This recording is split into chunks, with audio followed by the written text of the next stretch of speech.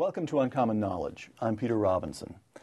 John Arquilla is a professor of defense analysis at the United States Naval Postgraduate School and the author of a number of books, including Worst Enemy, The Reluctant Transformation of the American Military.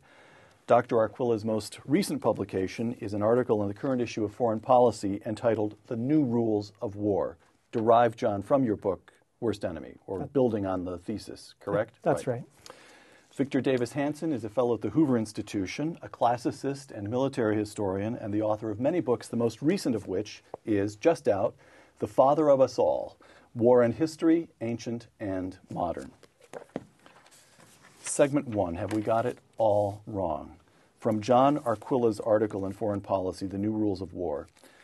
I'm quoting you, John. A decade and a half after a colleague and I coined the term net war, the United States is still behind the curve. Our big ships, big guns, and big battalions are sure to be the wrong approach to waging the wars of the future. Close quote. Let's begin with a definition of a term, which is not just a term, but your thesis for some years now, net war. It's the way networks make war. And what's a network? It's a loose connection between people. A lot of folks think a network is how you're wired. We think, David Ronfelt and I, who came up with this, think that a network is more like what anthropologists think of when they say networks, the social connections between people, whether they're talking to each other, whether they have runners going between them, or they're using cellular phones. So that's the network. And now what does that imply for warfare? Mm-hmm. I have to say, when you say network to me, I think immediately Facebook. Yeah, or MySpace. Cyberspace. Yeah, exactly. And that's certainly one of the things that has empowered these social connections, and they've overturned tyrannies in a number of countries, for example, in the last 15 years, which is something that David and I predicted. The Velvet Revolution in Eastern Europe, the Orange Revolution in Ukraine. The color revolutions. I think even the breaking of one-party power in the Republic of Korea is a good example of the use of these technologies for social networking. The wires mattered, but it's the social connections we thought that were going to be most powerful, and we thought that those who would be most empowered would be the terrorists, particularly, as we wrote back in '96, this little group called Al-Qaeda, which seemed to be very devoted to the idea of creating a global network.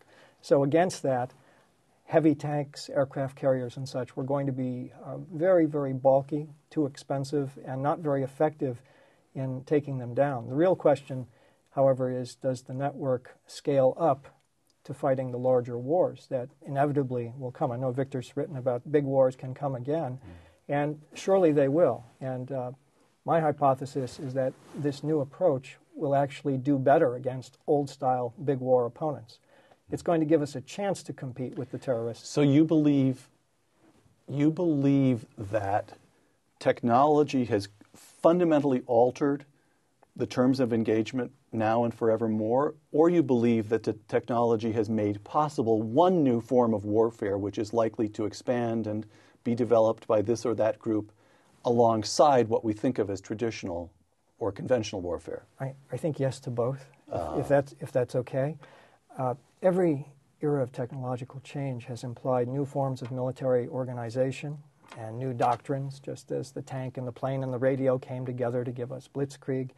And you had to have that armored division where you concentrated that hitting power in order to get the maximum effect. Right. Well, this is a time where instead of concentrating all your power in one place, you want to distribute it as widely across many nodes as you can. Al-Qaeda has a relatively small number of operatives, but they're spread out everywhere. And one of the things we've learned about this modern globalized world is that the destructive and disruptive power of even very small numbers can be quite great. And this is, on the flip side, of course, Donald Rumsfeld understood this when he came in as Secretary of Defense and suggested that we needed to get smaller, quicker, closer, and maybe we can talk a little bit about the Rumsfeld legacy. So John is onto something profound there, right?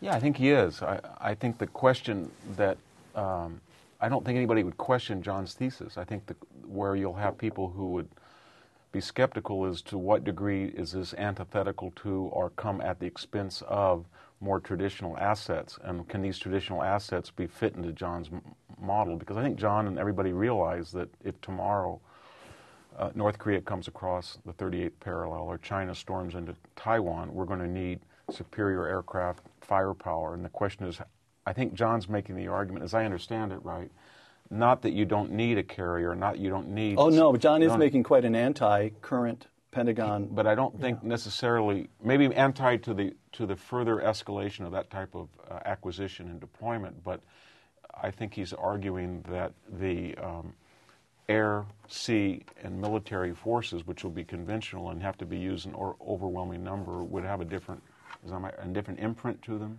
Oh, very certainly they do. It's, you put your finger on the key question, Victor. What do we need to fight the big war? And I've made a point in this article that what we have does not scale down very well. We have to send a lot of troops to go after a few people. It's pretty provocative here and quite unambiguous. The United States is still behind the curve. Oh, yeah. So let me put it to you. In Afghanistan in 2001, we used special forces, a couple hundred guys on horses calling in strikes. That wasn't, and we overthrew the Taliban. Network, yeah. Okay. And in the first 3 weeks in Iraq, we go storming up to Baghdad, topple light force moving very fast, and topple the regime of Saddam Hussein in 3 weeks. So doesn't that indicate that the Pentagon, as currently configured, is at least open to this kind of thinking, right? No question. In the article, I say we're behind the curve. And what I'm trying to suggest is we live in a time where, unlike the Cold War was characterized by an arms race in nuclear weapons. Right. We're now in an era that's characterized by an organizational race to build networks. And it seems to me that that's where we're behind the curve. Yes, we did build a network in Afghanistan, but then after the A-teams left, we went back to building a huge base in Bagram, replete with a Burger King and other amenities, and surging troops out of Bagram to the troubled points, but it would take them many hours to get there, whereas in the first laydown of special forces all over the country, we were able to respond very quickly.